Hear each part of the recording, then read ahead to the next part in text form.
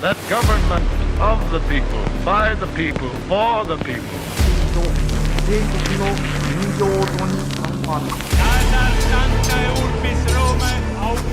Да здравствует мир между народами. Урд минь Монголын уудам хад, хойно минь Монголын хүчрхэг их мордчрэг бай.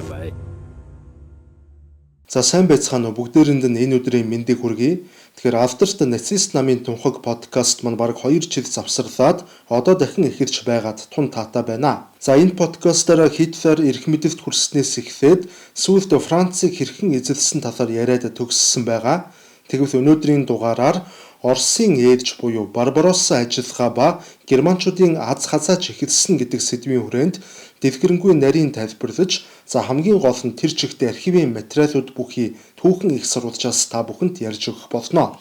1940 оны 100 гэхэд Герман улс баруун фронтод өргөн хэмжээний эзлэн түрэмгийлэл үүддээд завгүй байсан яг тэр хойгуур Сталин уг симхийг ашиглаж Балтийн улсууд руу зөвлөлтийн улаан арим цөмрөн орж, за улмаар Балканы хойгийн зүгтд чиглэж эхэлсэн байдаг. За гадна талаас харагдах хөнгөн дээрээ бол зөвлөлт Герман хоёр хоорондоо найрсаг харилцаатай мэт харагдаж байсан. За Хитлер ялалт байгуулах бүрт зөвлөлт холбоот улсын зүгээс Молотов Сталиныг төлөөлөн Хитлерт баяр хүргэдэг байсан. За тухайлбал Герман улс Норвег, Дани зэрэг улсууд руу довтлох үеэр Германы батлан хамгаалах зориулалтаар явуулж буй арга хэмжээнүүдэд бол амжилт хүсэж байна гэх цахилгааныг Молотов Хитлерт илгээж байсан. За мөн Дюнкеркт байгуулсан ялалтад баяр хүргэж, за эцэст нь Франц улс 6 дугаар сарын 17-ны өдөр эвлэрлэлийн гэрээ байгуулах үед ялгаагүй, за зөвлөлтийн зүгээс Хитлерт удаа баяр хүргэсэн байдаг. За гэтэл тухайн оны 6 дугаар сарын 14-ний өдөр буюу Германы айрын Парис хотод нэвтэрсэн өдөр зөвлөлт засгийн зүгээс Литв улсад 9 цагийн хугацаатай тулхан шаардах бичиг бол илгээсэн. За уг тулхан шаардлагаар Литв улс засгийн газраа огцруулж, засгийн газрын голлох яамдын сайднараа баривчилж, зөвлөлтийн талд нийцгүйц хэмжээний улаан армийн цэргүүдийг өөрийн нутагт оруулан байрлуулах шаардлагыг бол тавьсан. За Литв улс зөвлөлтийн өдөөс бол ямар ч эсэргүүцсэн сөрөн зогсох боломжгүй байсан тул тэд шаардлагыг нь тэр даруй зөвшөөрсөн. За гэвч зөвлөлтүүд генет хэлж ярьснаасаа буцаж маргааш нь буюу 6 дугаар сарын 15-ны өдөр Германд эзлэгдээд байсан Польштой хилэлдэг цорын ганц Балтийн улс болох Литв улсад шууд цэргийн хүчээр нэвтэрч тус улсыг булан эзэлсэн. За үүний дараагаар Латв, Эстон зэрэг бусад Балтийн улсуудад яг ийм шаардах бичиг явуулаад, за явуулсныхан яг маргааш нь цэргийн хүчээр хоёуланг нь эзэлсэн байх жишээтэй.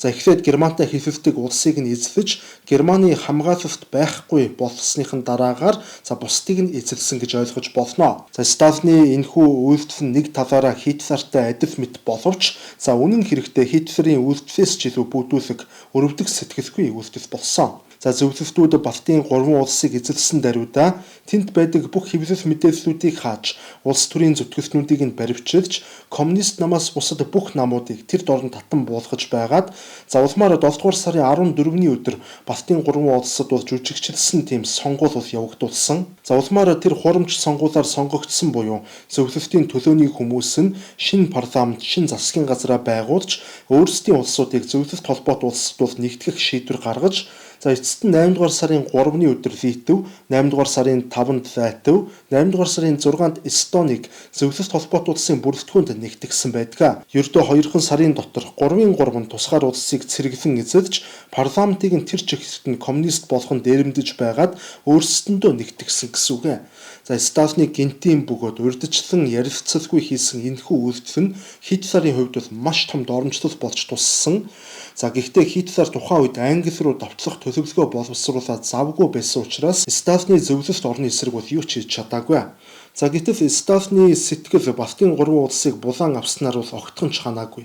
6 дугаар сарын 23-ны өдөр Франц улс албан ёсоор бууж өгсөний дараагаар Молотов Кремльд сууж байсан Германы элчинг дуудаж байгаад зөвлөлт холбоот улс Румын улстай хилэлцээр хийх гэж байна. За хэрэг Румынчууд уг хилэлцээрийг хийхээс татгалцвал зөвлөлтийн зүгээс Румыны эсрэг хүч хэрэглэнэ гэдгээ бол шууд Германы элчинд бол хэлсэн. За улмаар энэ асуудалд германчууд оролцсолгүйгээр харин ч зөвлөлтийг дэмжихийг тулгасан. За уг тулгалт нь германчуудын хувьд нэлээд хүн дээр туссан. За тэд нухацтай ерөнхийдөө бодож эхэлсэн л дээ. Учир нь баруун зүгт дайн хийж байсан Вермахтын армийн шатхууны хэрэглээ бүхэлдээ шахуу Румын улсаас хараат байсан. За үүнээс гадна германчуудын хувьд зөвлөлтүүдэд эзлэгдсэн Балтийн 3 улсуудаас гэхэд ихээхэн хэмжээний хоол хүнс болон малын тэжээфийг импортоор авдаг байсан байгаа юм.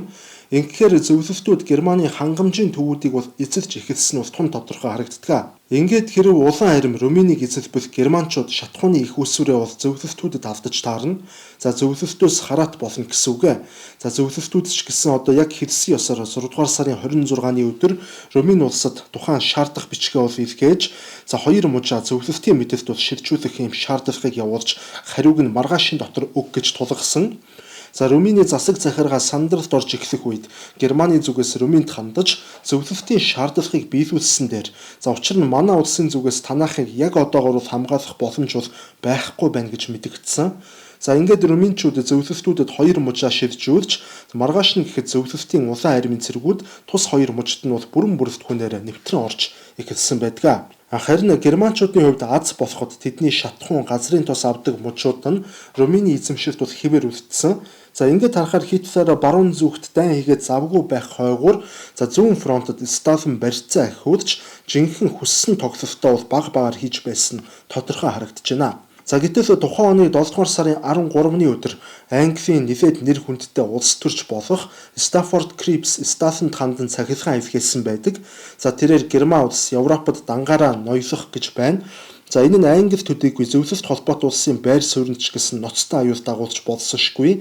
За иймээс манай хоёр улс Германы эсрэг хамтран төлөвлөгөө боловсруулах хэрэгтэй байна гэж бичсэн. За гэтэл үүний хариуд Сталин түүний бүх бичвэрүүдийг үгүйсгэж цаашид юм утгагүй зүйл бичихгүй байхыг бол сануулсан. За үнэн дээр бол Хитлер баруун зүгт нүд ирмэх зурт асар их газар нутгийг бол эзлэн авч ялхуусан ялалтуудыг байгуулсныг бол Сталин өөрийн нүдээр харж байсан. За энэ бүхнээс Сталин зөвлөлт холбоот улсыг ч гэсэн ямар аюул эрсдэл хүлээж байгааг бол төвөггүйхэн ойлгож бол болохоор байсан. За гэвч Сталин энэ үед маш тайван байж германчууд өөрсдийнх нь эсрэг дайрахгүй гэдэгт бол бат итгэлтэй байсан нь за Англид илгээсэн уг сахилгаанаас бол тодорхой харагддаг. За нэг ёсондоо бол Сталин ч мөн зүүн Европын зарим хэсэгт гаргасан одоо амжилтандаа сэтгэл хангалуун байсан болж таарч байна. За харин Хитлерийн хувьд Сталин ингэж амгалан сууж байг. За цаг нь ирэхээр Сталинд ч мөн одоо дураараа авирцсхийн хариуг нь барина гэж бодож байсныг мань Сталин тухайн үедээ бол үнэхээр мэдээгүй. Тэгэхээр Сталины хувьд одоо ядчил Хитлерийн бичсэн миний тэмцэл номыг бол амьдралдаа нэг удаач гэсэн уншиж үзсэн байсан бол Хитлер зөвлөлтийн нутагт заавал хавтан довтлоно гэдгийг бол түүнд ойлгож ядах зүйл байгаагүй. За Хитлер өөрийн номондоо шинэ газар нутаг эзлэхийн тулд дорн зүгт байлдааны бодлого явуулж тэнд үржил шимтэй газруудыг бол эзлэн авч Орос дахь еврейчүүдийн ноёрхлыг бол дуусгар болгох талаар хангалттай тодорхой бичсэн байдаг. За миний тэмцэл гэснээс Хитлерийн бичсэн энэ миний тэмцэл номыг за манай сувгийн зүгээс англи хэлэнд 1943 он буюу дэлхийн 2 дугаар дайны үед орчуулагдсан гарч байсан Ральф Манхеймийн орчуулсан хувилбараас бол монгол хэлнээ бол хөрвүүлэн буулгаж за Монголын зах зээлд гаргасан гэдэг та бүхэнд дуулгах таатай байна. Хэрвээ та миний тэмцэл номыг авахыг хүсэж байгаа бол 9924 7042 88 7042 дугааруудаар холбогдсон хөргүүлэн аваарай. За мөн доор сэтгэгдэл хэсэгт ном захиалах дэлгэрэнгүй зааврыг үлдээе. Тэгэхээр ямар ч тач миний тэмцэл ном доторх Оросын асуудлаар илэрхийлсэн бодол нь Хитлерийг бол хизээч орхиогүй. За гагцхүү цагийн шаардлагаар бол энэ төлөвлөгөөг хэрэгжүүлэх цаг хугацаагаа бол хойшлуулж байсан гэж хэлж болно. За тухайлбал 1939 оны 9-р сард Польшийг эзлэн авсны дараагаар Хитлер өөрийн тэргүүлэх зэрэглэлийн офицеруудад хандаж за энэхүү эзлэн авсан Польшийн нутаг бол ирээдүйд Оростой хийх дайны хүчийг төвлөрүүлэх бааз бүхий газар юм шүү хэмээн хэлж байсан удаатай. За энэ талаараа генерал Гафтер 1939 оны 10 дугаар сарын 18-ны өдөр өөрийн өдрийн тэмдэглэлээр бичсэн байдаг бөгөөд Хитлер ингэж хэлж байсны цор ганц баримт нь болсон. За мөн Хитлер баруун зүгт дайн хийж байх үед түүний хэд хэдэн генералууд түүнтэй санал зөрөлдөж байсан гэдэг. За тэр бүрт Хитлер бид Оросуудтай заавал дайн хийх болно. Гэхдээ баруун талыг бүрэн эзэлж аюулгүй болгосны дараагаар Оростой тайван дайдах боломж бүрднэ гэж хэлж байсан баримтууд байдаг. За Хитлерийн хувьд Германы эзэнт гүрний өмнөх үеийн төр баригчдын алдааг давтаж за олон фронтод зэрэг дайн хийлгүүгээр нэг фронтод бүх хүчээр нь тулалдах стратегийг за дайны эхний үедээ бол баримталж байсан. За үнэхээр ч бүх зүйл мань хүний санснаар болж Норвег, Дани, Бельги, Голланд, Франц гэх мэтээр баруун зүгийн улсууд бүгд Германы өмнө сөхөрч Англи бас хизээ мэдгүй бутарч мэдхээр байсан тэр цаг үед Хитлер өөрийн алсын хараагаа зүүн зүгт буюу Оросын зүгт эргүүлсэн нь зүй ёсны хэрэг байсан. За мөн Сталины хувьд Балтийн орнууд болон Румыны хоёр ч мужийг нүд ирмэх зуртууд булан авсан явдал нь за Хитлерийг Оросын эсрэг дайнд бол ихэд яарвчлуулсан үйл явдал болсон. За улмаар Хитлер Орос руу эцсийн байдлаар албан ёсоор дайрах болсноо 1940 оны 7 дугаар сарын 31-ний өдөр армийн командынханд бол хандан анх удаага мэдэгдсэн.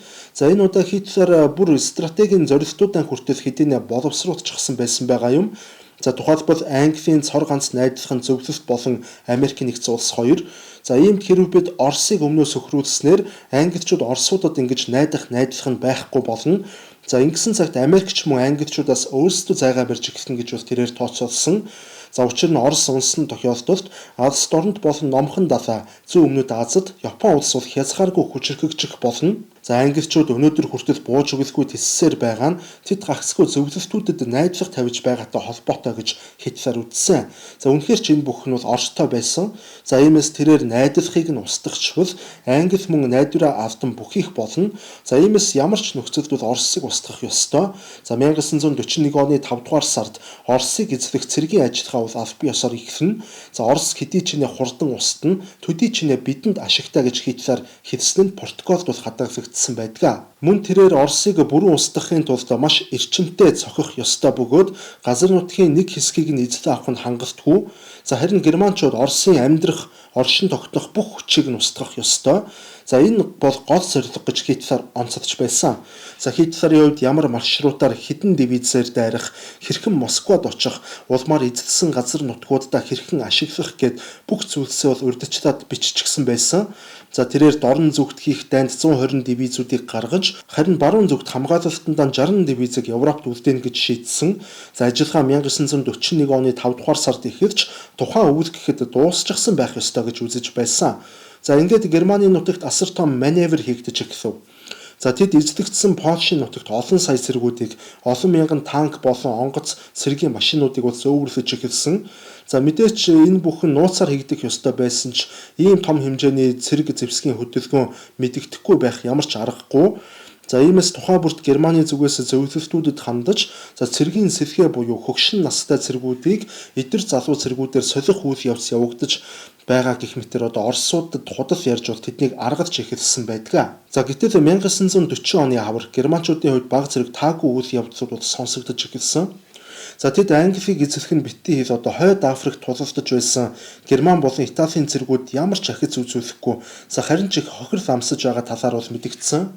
За Муссолинигийн эвхээсэн Италийн холбоотны айрам Италийн элсэн зүйлд англичуудад бол бут цохигдож, за Албаны нутагт одоо байрладаг өндөр уулсын дунд үлдсэн цөөхөн цэргүүд нь бол хаашаа ч үгүй гацсан байгаа талаар бол дуулдсан. За мөн Хитлерийн хувьд Грек улс бас маш том саад олж эхэлсэн. За грекчүүд газрын дундад тэнгис орчимд бэхлэлт босгосноос болоод Италийн цэргүүд тэр хаваар чөлөөтэй зорчих боломжгүй болж хувирсан. За улмаар Хитлерийн хувьд нэг муу санаа төрсөн нь Грекийн нутгийг англичууд өөрсдийн түшиц газар болгож байгаад Румыны газрын тосны ордуудад цохилт өгөж магадгүй гэж бол тэд бодсон. За ингээд Хитлер богино хугацааны дотор Румыны нутагт 700 орчим мянган цэргүүдийг цуглуулж, за улмаар Болгар улстай мөн гэрээ байгуулж өөрийн холбоотон болгож, за эцэст нь Югославийн төрийг одоо төр барьж байсан тухайн үеийн ханхуу Павел болон за Югославийн ерөнхий сайд, гадаад хэргийн сайд гэх мэт хүмүүсийг бол Австрийн Вена хотод бол дуудаж байгаад Хитлер тэдэнтэй бүгдэнтэй нь тохиролцоо хийсэн. За нэг ёсондоо бол мань хүн Балканы хойгийг бүхэлд нь өөрийн холбоотон болгож эхэлсэн гэж хэлж болно. За энэхүү Австрид уулзсны дараагаар Югославийн удирдагчид, за мөн түр орлож байсан ханхуу гэх мэт хүмүүс төрсөн нутагт очсон даруйд яг тэр өдрөөс нь эхлээд бол Югослав төрийн иргэдт гарч, за гэрийн хорионд байсан хаан ширээ залгамжлагч Петр, за Югославийн шин төрийн тэргүүн ботч хувирсан. За энэ мэдээ бол Хитлерийг бол галзууртс нь урдулсан. Өчигдөрхөн Югослав асуудалгүй, за өөрийнх нь холбоотон болсон гэж итгэж байтал хэдхэн хоногийн дотор бол тэнд төр засаг бол эргэжчихсэн. За Хитлер ер нь амьдралдаа тун цөөхөн удаа яг ингэж ихээр уурлаж байсан гэдэг. За улмаар Хитлер уурандаа нэгэн маш буруу шийдвэр буюу за 3 дугаар Рейхийн эзэнт гүрнийг бүхэлд нь мөхөх шийдвэр бол тухайн үед гаргасан юм а. За энэ нь ямар шийдвэр байсан бэ гэвэл Хитлер 1941 оны 3 дугаар сарын 27-ны өдөр армийн дээд командыг бүгдийг нь дуудаж байгаад Югослав улсыг газрын үлснээс арчих тушаалыг өгч за дайралтын төлөвлөгөөг бол энэ шөндөө багтааж гаргахыг Кейт болон Йод зэрэг генералуудтай даалгасан. За мөн Болгар, Румын, Итали зэрэг улсуудад хандаж Югославийн нутгийг эзэлсэний дараагаар та бүхэнд бол шударгаар хувааж өгөх болно. Харин Хорват улсыг тусгаар хэвээр нь үлдээхийг бол даалгасан. За гэхдээ хамгийн гол нь Югослав руу дайрахын тулд Хитлер Оростой хийх гэж байсан дайнаа буюу за Барбаросса ажиллагаагаа 4-7 хоногоор бол хойшлуулах ийм шийдвэр гаргасан. За уг нь бол Хитлер тухайн оны 5 дугаар сарын 15-нд Барбаросса ажиллагааг эхлүүлж Совет холбоот улсад довтлохоор тогтоод байсан ч үүнийг хойшлуулснаар түүхэнд 6 дугаар сарын 22-ны өдөр буюу хавар бус зуны дунд сард за Германы Оросын эсрэг довтлохоо эхэлсэн байдаг. За ингээд бодоод үзэхээр Хитлер өөрт нь захирагдахыг хүсээгүй ганц жижигхэн улсад бүх уураа гаргахын тулд бүхэл бүтэн Оросын нутагт дайрах дайралтай хойшлуулсан нь бол түүний амьдралын хамгийн буруу шийдвэр болж хувирсан. За Барбаросса ажиллагаа 1 сараар хойшлсноос болоод Оросын Невсисийн их цас тасгилсан хүйтэн жавар Хитлерийн бүх төлөвлөгөөг нурааж ялалтанд хүрэхээс ердөө 4-7 хоногийн өмнө байгаль цаг уурын үзэгдэлд германчууд бол ялагдаж эхэлсэн түүхтэй. За хожим энэ талаар Германы Фельдмаршал фон Браухич болон за генерал Галдер гэх мэт цэргийн томчууд бол бүгд дуу нэгтээ дурссан байдаг. За хэрв Хитлер анхны төлөвлөж байснараа 5 дугаар сард дайралтаа эхэлсэн бол цаг агаар муутахаас өмнө германчууд зорилтод бүх том хотуудаа амжилттай эзлэх бүрэн боломжтой байсан.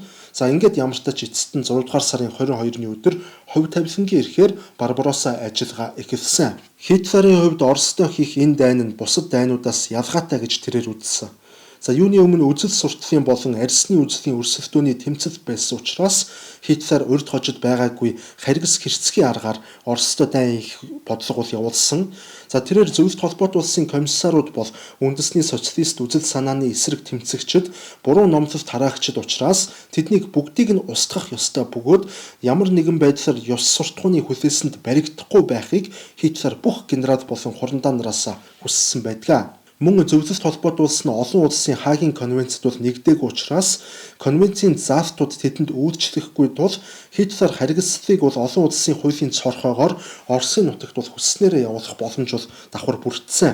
За 1941 оны 5 дугаар сарын ихэнх гэхэд нацист Германы оновч Хитлерийн ойрын хүн болох Розенберг за Оросын нутгийг эзэлсэний дараагаар тэнд ямар төлөвлөгөө хэрэгжүүлэх бүх мастер цогц төлөвлөгөөг бэлэн болгож бол олон нийтэд цэргийн дарга нартаа танилцуулсан.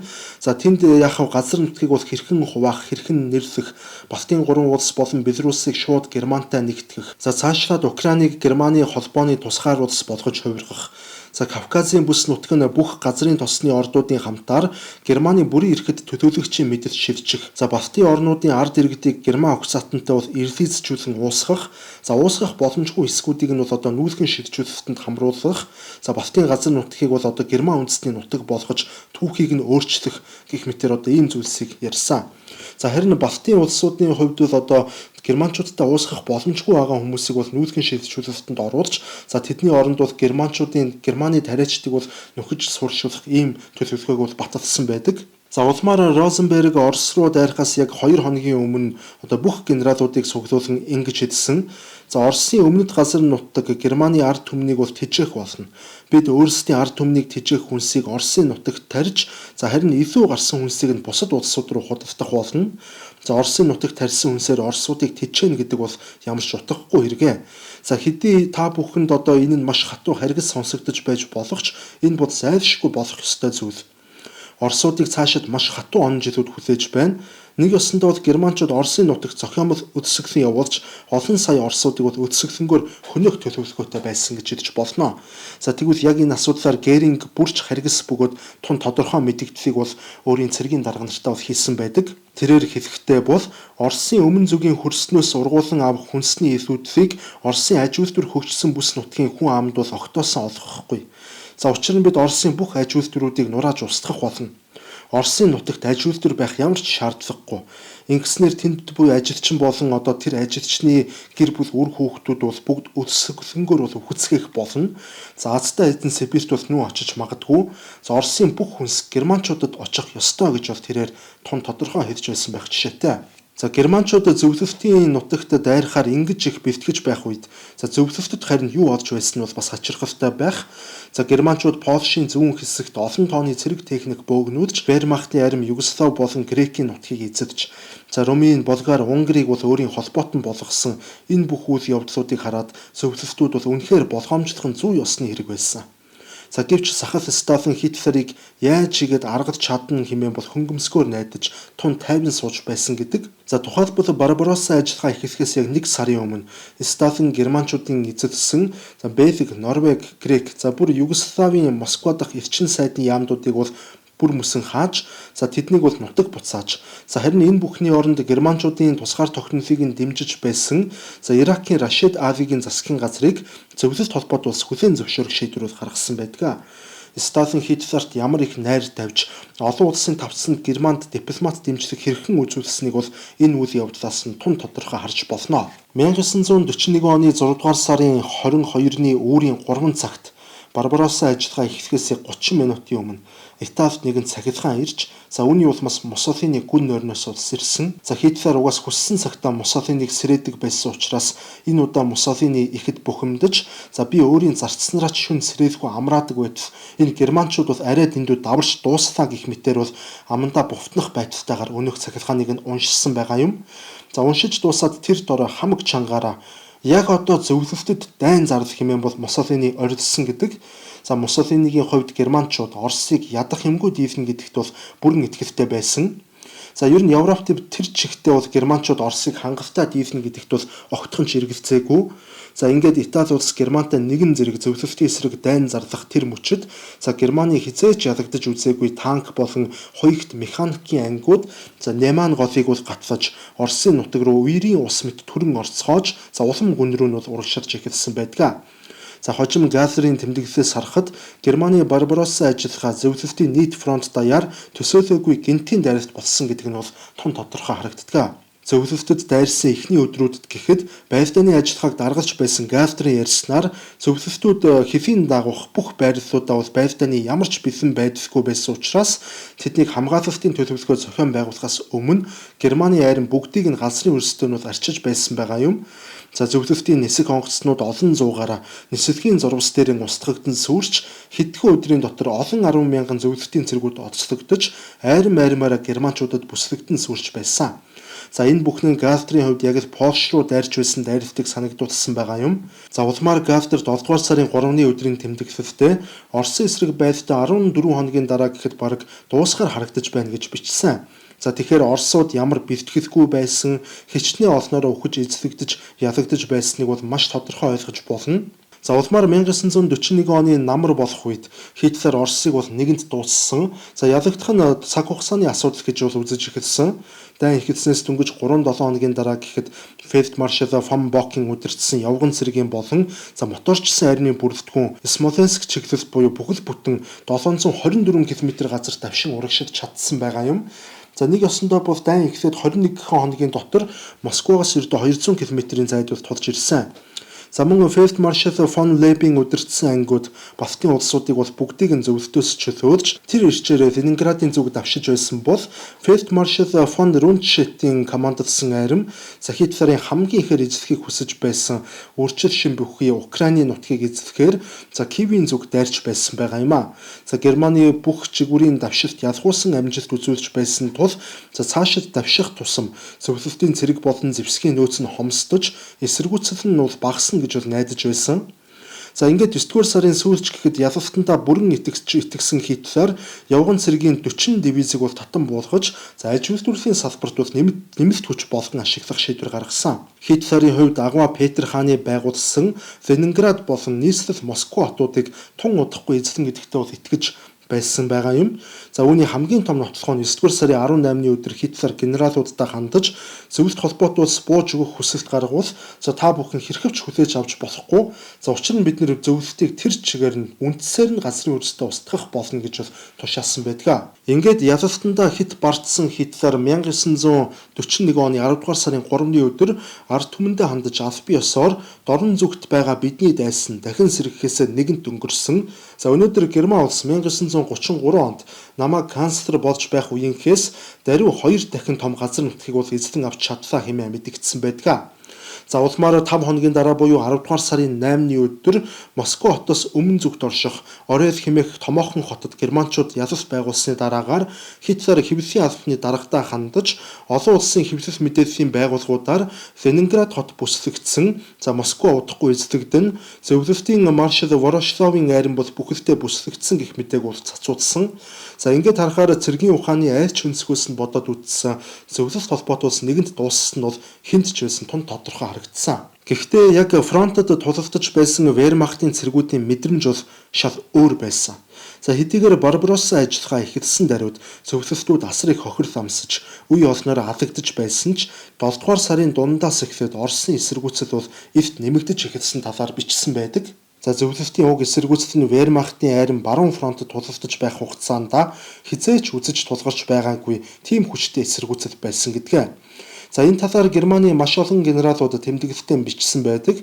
За Оросууд бүслэгдсэн хэрнээ эзлэн авсан байрлалаас ухралгүйгээр амь харьгүй тулалддаг нь бол баруун фронтод болсон тулалдаануудаас эрс ялгаатай байсан талаар за Блюментрит генералын тэмдэглэлээр бол тун тодорхой бичсэн байдаг. За ингээд цаг хугацааны явцад яг бодит байдал дээр зөвлөлтийн цэргийн тоо болон зэвсэглэл нь Хитлерийн төсөөлж байснаас хамаагүй илүү болох нь тодорхой болж эхэлсэн. Энэ талаар бүр Германы тагнуулын аль бүртд олж мэдээгүй байсан. За тухайлбал зөвлөлтийн 1 дивиз сүрэхэд хаа нэгтээс өөр нэг шин эсвэл 2 дивиз бол гараад ирчихдэг байх жишээтэй. За зөвлөлтийн тал яг л хүн хүчний дуусшгүй ундраг мэт одоо санагдаж байсан байгаа юм а. Тэгэхээр Барбаросса ажиллагааны хамгийн гол генерал болох Гальтер тухайн оны 8 дугаар сарын 11-ний өдрийн тэмдэглэлтэй бид Орос хэмээх аврах том айлын хүч чадлыг зөвхөн эдийн засаг, тээврийн салбарт төдийгүй цэргийн салбарт маш буруу тооцоолол хийсэн болох нь тодорхой харагдаж байна.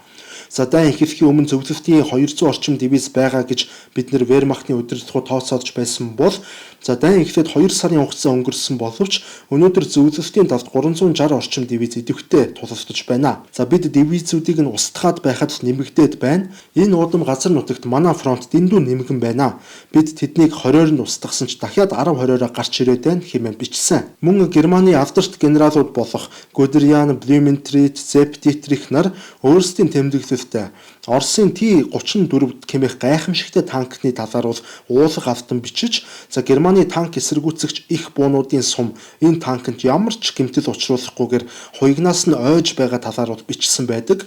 За Оросын танкнууд Германы хуйг танкнуудад дэлхийн 2 дугаар дайн эхэлснээс хойш анх удаа бодит аюулт учруулж эхэлсэн. За мөн агаарын орон зайдч гэсэн Герман Орос руу дайрснаас болоод анх удаа агаарт давангаа байдлаа алдаж эхэлсэн. За үүний улмаас Германы нисэх хүчин газар тулалдаж буй Вермахтын цэргүүдийг хамгаалах, тэдэнд дэмжлэг үзүүлэх боломжгүй болж хязгаарлагдаж эхэлсэн. За мөн германчууд өөр нэгэн маш том тооцооллын алдаа гаргасан нь дайн эхэлсэн даруйд германчууд асар том ялалтууд байгуулж эхэлмэгц за зөвлөлт холбоот улсын дотоод улс төр хүнд байдалд орж ард түмэн өөрсдөө стафныг авч хайна гэж тэд бол тооцоолсон байдаг. За Хитлерийн ойрын зөвлөхүүд бол уг санааг дэвшүүлэн гаргаж за Хитлерч мөн үүнд нь бол бүрэн итгэж байсан гэдгээ. Тэгэхээр тухайн оны 8 дугаар сарын дундуур Хитлер гэнэт төлөвлөгөөгөө өөрчилж за Москваг эзлэхэд бол бүх анхаарлаа хандуулах бус харин Ленинград болон Крим, Донецк зэрэг аж үйлдвэрийн бүсүүдийг эзлэн авахд бол илүү анхаарлаа хандуулах болсон. За гэтэл өвөл болохоос өмнө гүйцэтгэх ёстой хамгийн чухал зорилт нь өөрөө Москваг эзлэх явдал уг нь байгаад байдаг.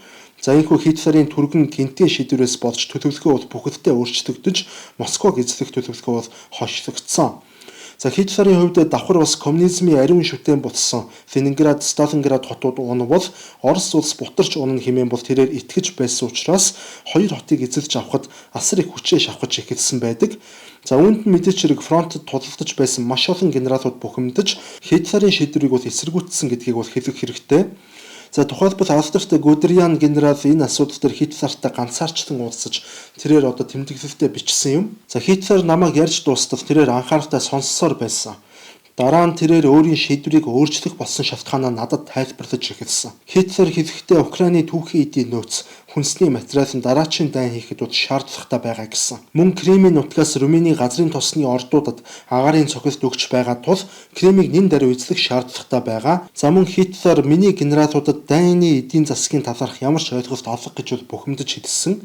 За тэнд байсан бүх хүмүүс бол аргагүй ихэнд Хитлер толгой тохицохож байлаа. Харин би толгой тохиогүй. За өөрийнхөө бодол дээр хатуу зогсож байсан хэмээн бичсэн байдаг. Үнэхээр ч Хитлер бүх зүйлийг өөрийн хүслээр хийж 9-р сарын 19-ний өдөр Киев хот германчуудад эзлэгдэж Оросын 665 мянган цэрэг офицерууд бол олзлогдсон.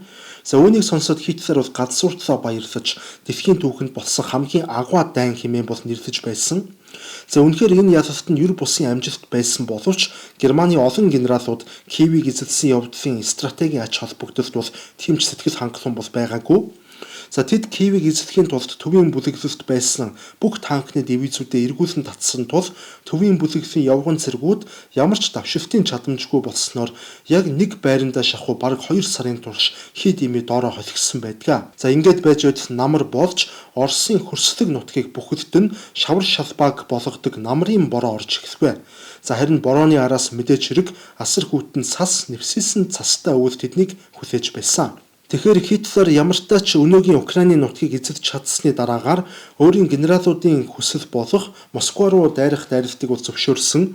За гэхдээ энэ удаа Хитлер үнэхээр Москваг эзлэхийг үнэн сэтгэлээсээ хүсэж байсан. За тэрээр маш хурдан Кремльд очиж үзмээр байгаагаа ойрын хүмүүстэй бол ярьж байсан баримтууд байдаг.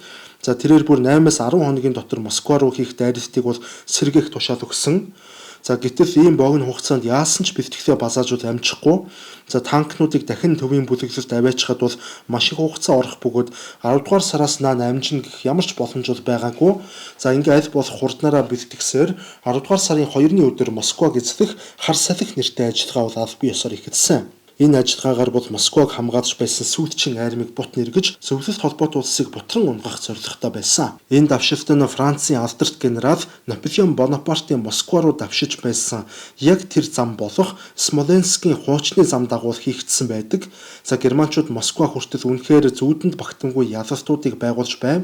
За Брянск орчимд зөвлөлтийн 2 армийг бүрэн бүсэлж 650 мянга орчим офицер цэргүүдийг олцолж 5 мянган их буу 12 мянган танкийг германчууд бол булааж авсан байдаг. За улмаар 10 дугаар сарын 20 гэхэд Германы армийн толгойн хэсэг Москва хотоос ердөө 64 км-ийн зайд бол тулж ирсэн. За Москвагийн хувьд түгшүүр авч төрийн яамдууд болон гадны эвчингүүдийг бол нүүлгэн шилжүүлж эхлэв. За мөн одоо Германы генералууд эд өвөл болохоос өмнө Москваг эзэлж гэж амжих юм шиг бол тэдэнд санагдаж эхэлсэн байгаа юм аа. За гэтэл яг тэр үеэр намрын сэрүүн бороо орж газар тэр чигтээ шавар шалбааг олж эхэлсэн. За бүхэлдээ моторт техникийн хүчээр давшилт хийж байсан Вермахтын армийн хөдөлгөөн огцсон удааширч шаварт суусан их буу сум зэвсэг ачсан машинуудаа татаж гаргах гэж за танкнуудаа бол тулалдааны дундаас нь эргүүлэн авчирч тракторын үүрэг бол гүйцэтгэхээс аргагүй болсон. За хэрв Хитлер түрүүн хэлсэнчлэн Югослав руу дайралгүйгээр буюу за яг 4-7 хоногийн өмнө зөвлөлт холбоот улсад довтолсон бол ийм зүйл хизээч болохгүй байх байсан. За Москвагийн давшилтыг халуун тогоонд нь тулалдаж явсан фельдмаршал фон Кюгийг маш тодорхой тэмдэглэн бичсэн байдаг. За тэрээр явган цэргүүд шаварт хальтрын унцгааж их бууч ирэхийн тулд мордыг олон мянгаар дайчлахаас өөр аргагүй болсон. За манай дугуйт машинууд бүгд эвгээрээ шаварт сууж трактор хүртэл арай ядан явж байсан. За манай хүнд их буунуудын ихэнх нь бол шаварт бүр мөсөн зоогдсон. Энэ бүх байгаль цаг уурын давагдшгүй хүчин зүйлс нь угаас туйлын ихээр ядарч байсан манай цэргүүдийн сэтгэл зүг бол улам дордуулж байна хэмээн бичсэн байдаг. За мөн Москва руу дайрч байсан Германы ахлах тушаалын офицеруудын дунд Москва руу давшсан Наполеоны агуу армийн хувь заяа тэднийг ч мөн тусаж байгаа мэдрэмж давмгаарч эхэлсэн гэдэг. За энэ ч утгаараа Францчуудын хувьд сүрэл авчирсан 1812 оны Оросын хүйтэн өвлийн талаарх за Колинкурийн бичсэн номыг Германы офицеруудын дунд бол маш ихээр уншиж эхэлсэн байгаа юм аа. Ер нь бол 1941 он бол Оросын нутагт цас их орж эрт хөдөрсөн жил болж бүртгэгдсэн. За Гудерианы хувьд бол анхны цас 10 дугаар сарын 7-ны өдөр орсон гэж тэрээр тэмдэглэсэн байдаг. За өөрөөр хэлбэл Москва руу хийх давшилт дахин сэргэж эхэлсэн өдөр гэсэн үг. За цас орсонд бол штабтай хандаж цэргүүдэд өвлийн хувцас дулаан гутал ноосоо оймс тавьж өгөхийг бол хүсэлт илгээсэн. За улмаар 11-р сараас эхлэн агаарын температур эрс буурч 11-р сарын 7-ны өдөр гэхэд хамгийн анхны осгож үхсэн цэргийн тохиолдол бол бүртгэгдсэн. За мөн танкнуудын хөдөлгүүрийг асаахын тулд доор нь гав түлхэх, за мөн дагаад одоо түлшин зарцах, тос хөлдөх тохиолдлууд бол газар авч, за явган цэргийн хороо тус бүрээс 50 орчим хүн осгож өгсөн тохиолдлууд бол бүртгэгддэг болсон гэдэг. За яг энэ бүх үйл явдлуудаас болоод цэргүүдийн дунд бол айдас бол тарж эхэлсэн. За Гудериан энэ талаар маш тодорхой бол бичсэн байдаг. За тэрээр бичгтээ бол Оросын өргөн уудам нутаг бүхэлдээ зах нь харагдахааргүй цагаан боджээ. За мөн энд яс янгинам хөтөн байх бөгөөд манай цэргүүд хувцас муутай, хүнс муутай, өлөн зэлмүн байна. Харин бидний эсрэг хоол унд сайтай, дулаан хувцастай, өвлийн нөхцөлд байрдах бэлтгэл бүрэн хангагдсан. Хөдөр чирэг биетэй Сибирь ирчүүд биднийг хүлээж байлаа. За энд биеэр байж нүдээр үзсэн хүнс бодит нөхцөл байдлыг ойлгох болно хэмээн бичсэн байдаг. Мөн Гудериан Москва руу дайрч явах үедээ за Орел орчимд Оросын хаан засгийн үед генерал байсан нэг өвгөнтэй тарж хэсэг хуучилсан талаар дурсамжиндаа бичсэн байдаг. За тэр өвгөн Гудерианд хандаж та нар 20 жилийн өмнө ирсэн бол бид та бүхнийг тэрч угтах байлаа. За одоо даанч дэндүү оройтчтэй. Бид өнөөдөр дөнгөж хөл дээр нь тогтож эхлэх гэж байхад та нар одоо ирээд биднийг дахин 20 жилээр хоош татаж бид дахиад шинээр эхлэх болж байна. Одоо бол бид Орос орныхын төлөө тулалдаж байгаа. Энэ тал дээр бид үргэлж нэгдмэл байдаг хэмээн хэлсэн талаар Гудериан номдоо бичсэн. Ямар ч тач 11-р сарын сүүлд гэхэд Германы айрам Москвагаас ердөө 30 км-ийн цаанд тулж ирэв. За ганц харьяалтаар Москваг бүхэлд нь эзлээд авчих юм шиг ийм мэдрэмж Хитлер болон түүний генералуудад бол төрж байсан. За ингээд 12-р сарын 1-ний өдөр шийдвэрлэх дайралт хийхээр болвоо. За ингээд давшилт эхэлсний дараагаар хоёр талаас үхэн хатан тулалдцгаасан. За Оросуудын зүгээс үнэхээр ам хайргүй тулалдаж, германчууд мөн туйлдаа хүртэл ядарч зутарсан байсан тул германчууд дайны талбарт, тулааны талбарт бол давуу байдал олж чадаагүй. За гэтэл 12-р сарын 4-ний өдөр агаарын температур хасах 31 градус болж, за улмаар маргааш нь ихэд хасах 36 болж хасагдсан. За Германы зарим танкнууд хөлдөж Москваг ном хэлбэртэй бүслээд байсан. Германы сунсан хэлбэртэй фронт тэр чигтээ бол давшилтаа зогсоохоос өөр аргагүй болсон. За гэтэл 12-р сарын 6-ны өдөр генерал Георгий Жуков сөрөг давшилтаа эхлүүлсэн. За тэрээр Москва хотыг бүслээд байсан германчуудыг хөөхийн тулд нийт 100 гаруй дивизийг бол өөрийн удирдлаганд оруулах бүрэн шилжүүлж давшилтанд орсон. За Жуковын цэргүүдийн дийлэнх нь хахир хүүтэнд тулалдаж үтсэн. За мөн хангамж маш сайтай цэргүүдээс бүрдэж байсан. За мөн Германы талаас Жуков гэдэг генералын талаар тухайн үед бараг ямар ч мэдээлэлгүй шахуу байв. За тэрээр морин цэрэг, явган цэрэг, их буу, танк, нисэг онгоц гээд бүх дивизүүдийг өөрийн удирдлагаар хөдөлгөж, за Вермахтын эсрэг маш хатуу шийдвэрлэх цогцолт өгснөөр Москва орчимд байсан Германы цэргийн бүлэглэл бүрэн сүрч, за цаашлаад 3 дугаар Рейх өөрөө хүртэл за Жуковын уг цогцолтоор дахин сэхээ авч чадхааргүй байдалд орсон. За ийхүү эцсийн байдлаар 1942 оны 1-р сар гэхэд Москва орчимд байсан Германы сүүлчийн цэргүүд бол бүрэн бүрэлдэхүүнээр ухарсан. За энэ үйл явдал нь яг л 130 жилийн өмнө Наполеоны агуу айрам тохиолсонтой яг адил хувь тавилан германчуудад тохиож, Германы үе олон цэрэг эрс Оросын их цасан дунд осгож өгөх тэр мэдрэмжийг бол цэрэг нэг бүрт бол төрүүлж байсан. За германчууд өөрсдийгөө хит өндрөөр үнэлж, Оросын улаан айрам бараг бүрэн устсан гэж бодож байсан нь тэр чигтээ эндүрэл байсныг Москвагийн төлөөх тулалдаан бол баталсан. За германчуудын тухайн үед Москва, Ленинград, Сталинград, за мөн Кавказын газрын тосны ордууд гээд альч зорилтод бүрэн биелээгүй, альч газраа бол бүрэн эзэлж чадаагүй байсан. За ийхүү Германы айрам хизээч ялагдчихгүй хэмээх хийсвэр домог бол бүхэлдээ замхарсан.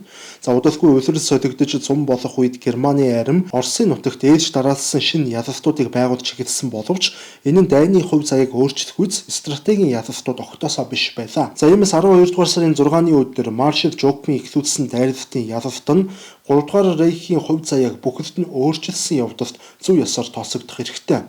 За ингээд байж байтал 1942 оны 4-р сарын 26-ны өдөр Хитлер нэгэн чухал хуулийг Рейхстагаар бол батлуулсан. Тэрээр Германы ард түмэн оршин тогтнохын төлөө их дайн хийн тэмцэж байна. За энэ хүнд хэцүү цаг үед дайныг ялалтанд хүрэхэд шаардлагатай бүх эрх мэдлийг фюрерт олгох ёстой гэж тэрээр үзсэн. За өөрөөр хэлбэл хэнийг шүүгч, хэнийг эмч, хэнийг жагсаалын цэрэг, хэнийг генерал болгох гэх мэтээр нэг хүн бүрт одоо Хитлерт захирагдах ёстой гэдэг ийм хуулийг бол баталсан. За нэг осонд бол Хитлер зөвхөн Германы удирдагч төдийгүй өөрөө бол Герман улсын бүр хууль болон хувирсан. За хүн төрөлхтний түүхэнд хувь хүн өөрөө улсын эзэн төдийгүй өөрөө бүр хууль болж байсан ийм түүх бол маш цөөхөн. За хэмжээдшгүй бүрэн ирэхэд хаадууд хүртэл төдийлөн ийм хэмжээнд эрх мэдлээ баталгаажуулж чаддаггүй байсан. За Хитлер ийхүү эрх мэдлийг авсныхан дараагаар баруун зүгт ухарч байсан Германы армиудын ухрах үйл явцыг зогсоож цаашид нэгч алхам ухрахгүй байх хатуу тушаалыг буулгасан. За гэвч бодит байдал дээр Германы армиуд стратегийн үүднээс түр ухралт хийж бүрэн бүтэн үлдэх боломж байсан ч Хитлер тэдний ухрахыг зогсоосноор Германы армиуд маш олноороо бүслэгдэж бут цохиулж азан тарвал хитэн хэсэг болон задран бутарч байсан. За энэ үед Германы арми бүхэлдээ айдсан мэдрэмжинд автсан бөгөөд зөвхөн фронт төдийгүй арын албанд штабуудад хүртэл ийм уур амьсгал давмгаарч эхэлсэн. За хэдийгээр Хитлер ухрахгүй байх тушаал буулгасан боловч тэр үед Германы арми ухрах хэсгийг Хитлер биш харин зөвлөлтийн улаан арми шийддэг болоод байсан. За улаан арми нэгэнт хэд хүчтэй байсан тул Германы генералууд янз бүрийн санаа сэтэж бүр хортхийн дайн хүртэлхийх санаануудыг гаргаж байсан.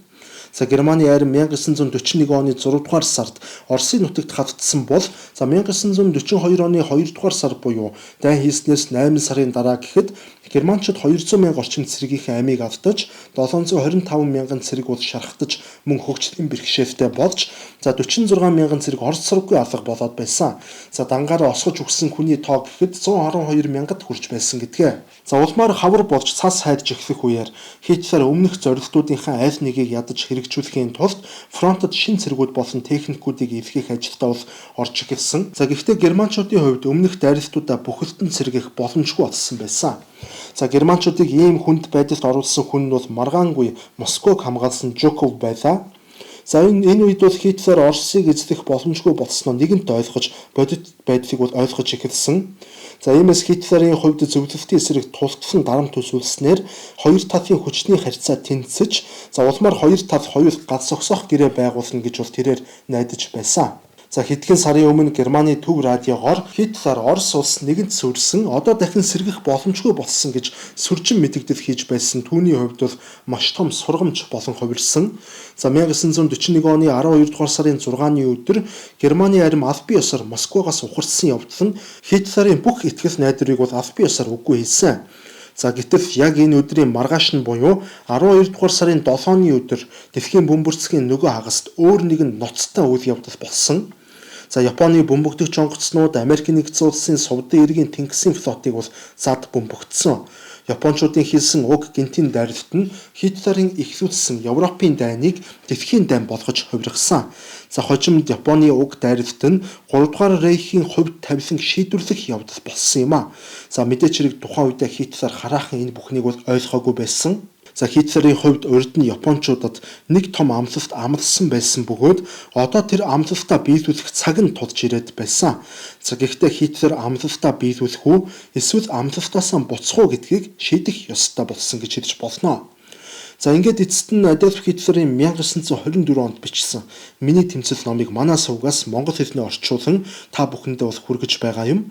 Дэлхийн 2 дугаар дайны сэдвийг сонирхдаг хүн бүхэнд энэ ном бол маш үн цэнтэй ном юм шүү. Та бүхэн номыг захиалахыг хүсвэл 99 24 70 42 88 90 70 42 дугаард холбогдсон хүргүүлэн аваарай. За ингээд дараагийн дугаараар дахин уулзтлаа түр баяртай.